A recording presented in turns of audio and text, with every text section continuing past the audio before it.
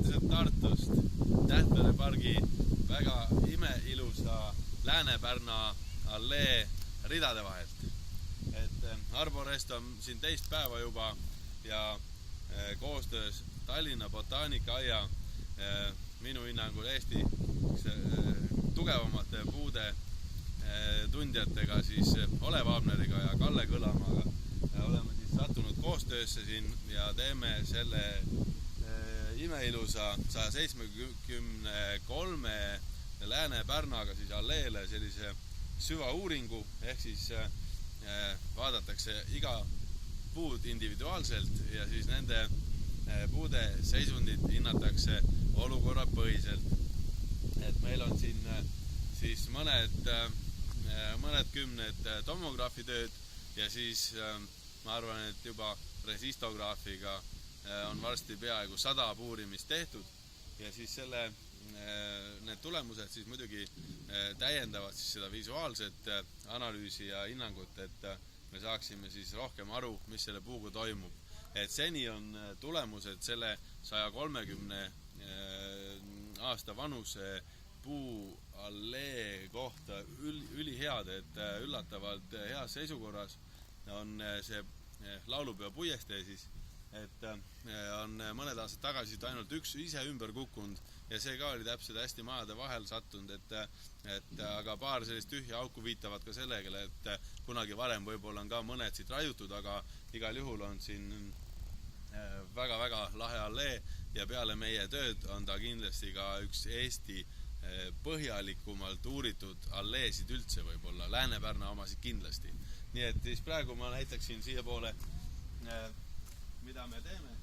Et siis Lääne-Pärnal on liigitunnustena teadagi väga palju mügarikke ja väga keeruline on siin seda tomograafitööd teha, aga igal juhul andureid siia kulub päris palju ja see on üks jämedamaid siin, mis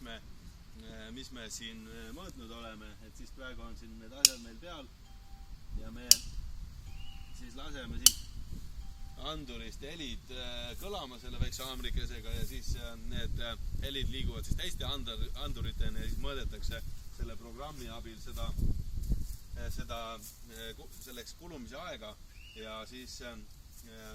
pärast see programm vastavalt sellele puidu tihedusele joonistab meile siis siia arvutisse täpsemalt sellise pildi. Et siin on siis see roheline osa tähistab tugevat puitu, lilla on sel juhul juba täiesti õõnes, punane ja kollakasegune punane on siis juba niuke pehastunud, aga mingit heli veel juhatab läbi puu. Et see on päris tavaline nende pärnade puhul, et nad selles vanuses on juba hästi tühjad seest ja nagu näha, see nende seisukindlust sugugi ei mõjuta, aga mõned seal eespool Tallinna ja Tartu maantee lähedal on olnud päris kindlasti sellised, mille kallal siis mõned tööd on hädavajalikud, ehk siis võra vähendamise ja madalaks lõikamise selline vajadus on seal mõnel juhul küll. Aga nüüd ma tahaksin väga tänada Tartu linna üldse sellise aktiivsuse eest, et nad vanu alleesid väga siis kiivalt tahavad hoida, tahavad teada, mis nendega on ja muidugi ka vastavalt siis põhjalikule uurimusele saab ka kõige põhjalikumad ja ka optimaalsemad hoolduskavad valmistada niimoodi, et ikkagi me teeme mingeid toiminguid vastavalt mingile infole, mis siis seda nõuavad, ehk siis on analüüs ennem ja siis toimingud pärast, et ei ole mõtet umbluu peale siia tulla meestega midagi tegema, kui me ei tea, mis siin täpsemalt toimub. Et selles mõttes on kõik hästi korras ja tervitan ka Botaanikaaia inimesi, et nendega on vägev koostööd teha ja väga palju on minul neilt õppida ja ma loodan, et ka vastupidi niimoodi, et siis